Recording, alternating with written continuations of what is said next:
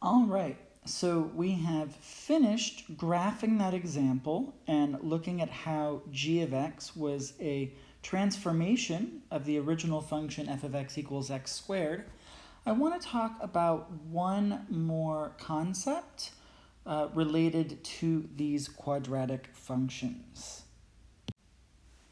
The minimum function value is the smallest value of f of x that exists for any value of x in the domain of f, and the maximum function value is the largest value of f of x that exists for any value of x in the domain of f. I think that for most people these definitions are intuitive, but I did want to write them out so that you have written versions. So if we take a look at the example that we've graphed, the minimum function value occurs at the vertex, and that minimum value is -4. The smallest function value, the smallest y value or y coordinate we have anywhere on this graph is at -4. So in this case, the minimum function value, and we often abbreviate minimum min, M-I-N, and maximum max, M-A-X. The minimum function value, here we can see from the graph, is -4, and it occurs when x equals 2. The x value that's associated with that point is 2.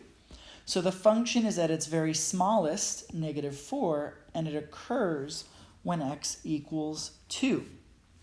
Now this does not have a maximum function value because as a parabola it's going to keep going up and up and up and up forever on the right and left sides. So it's possible that a function will have a minimum value but not a maximum.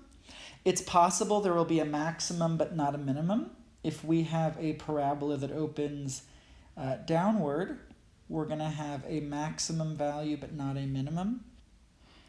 When we're dealing with other functions that aren't quadratic functions, it's possible that we have a maximum and a minimum. It's possible that we don't have a maximum or a minimum.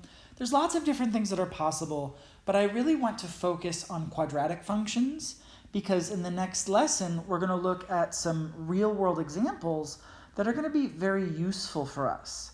So I want to talk about when we have a maximum or a minimum value on a quadratic function, and it's pretty straightforward. Let f of x equal a times x minus h squared plus k be a quadratic function. If a is greater than 0, then the function has a minimum function value of f of x equals k occurring when x equals h. If a is less than 0, then the function has a maximum function value, f of x equals k, occurring when x equals h.